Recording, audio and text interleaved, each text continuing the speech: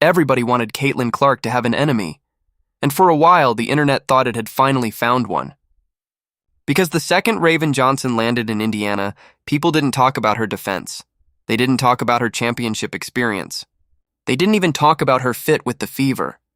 No, they went straight back to one moment from college basketball that never really died. That wave off, the clip was everywhere again. Caitlin Clark standing near half court during Iowa versus South Carolina, looking at Raven Johnson, then literally waving her off like she wasn't worried about her shot at all.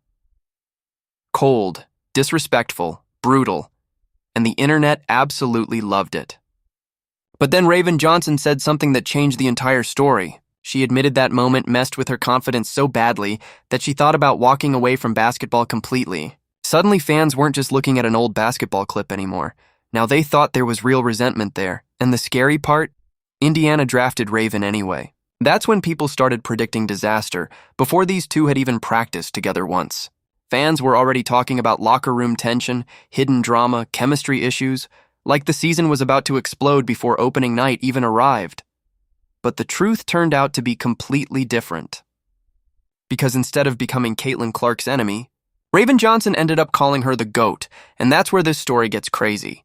The entire thing started back during the 2023 Final Four, Iowa versus South Carolina. One of the biggest games in women's college basketball history. Caitlin Clark was on another level during that tournament run. Pull-up threes from the logo, trash talk, confidence. The entire country was watching her turn into a superstar in real time. And during one possession, Raven Johnson brought the ball up near the perimeter while Clark guarded her from several feet away. Then came the moment everybody remembers. Clark literally motioned for her teammates not to worry about Johnson shooting. She waved her off. That single gesture became one of the most replayed clips of the tournament because it felt personal even if it technically wasn't.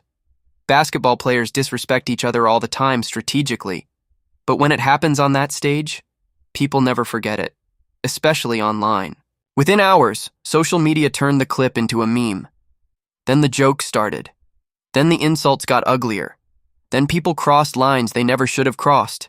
And Raven Johnson later admitted all of that hit her harder than people realized. Not because of the basketball play itself, but because of what came after it. The criticism, the harassment, the non-stop clips replaying everywhere. Fans acting like one moment defined her entire career.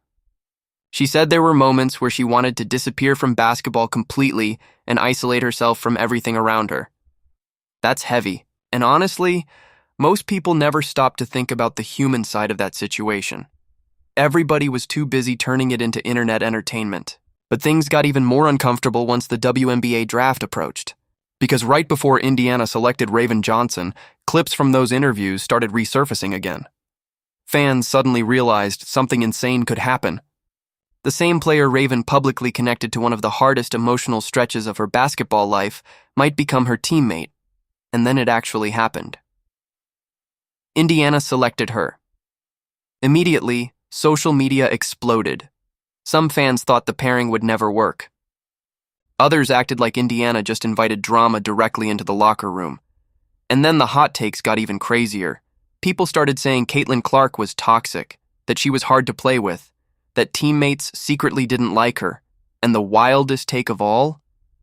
Some people seriously tried arguing Raven Johnson should start over Caitlin Clark. That's when you could tell this wasn't really basketball analysis anymore. It became culture war content. People were forcing narratives before training camp even started. And the craziest part is, nobody actually had real information. No leaked reports, no teammate quotes, no coaches saying there were issues. Nothing. Just old clips, emotional interviews, and social media accounts trying to manufacture tension because controversy gets clicks. Meanwhile, Raven Johnson herself was getting completely overlooked as a player. Because buried underneath all the drama was the fact that Indiana drafted her for a reason. She's an elite perimeter defender. High energy, championship experience. Fast hands, great instincts. Exactly the kind of guard teams need around a superstar scorer. But nobody cared about any of that because the internet had already decided this was supposed to be a rivalry story. And then training camp opened. And the entire narrative